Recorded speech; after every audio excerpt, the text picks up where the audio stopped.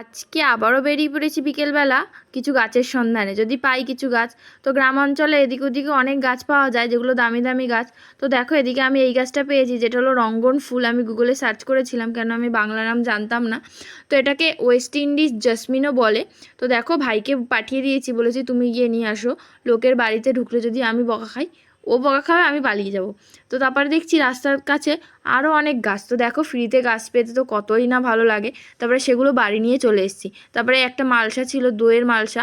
তো 1 লিটার দইয়ের মালসা, সেটা একটু সাইড থেকে ভাঙা। তো আমি ভাবলাম সেটার মধ্যেই কলম বসাই, বাইরে তো কাদা কাদা সব জায়গায়। তো কোকোপিটে আমি কলম বসাবো, যাতে ভালোই হবে কলমটা, কেন কোকোপিটটা সবসময় ময়শ্চারাইজ থাকে।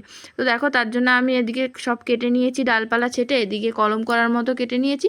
তারপরে দেখো এদিকে মালসাও হাতে নিয়ে নিয়েছি, যার মধ্যে আমি এই ডালগুলো পুঁতে দেবো। তো আমার ভিডিওটা ভালো লাগলে প্লিজ লাইক অ্যান্ড সাবস্ক্রাইব করে পাশে থেকো।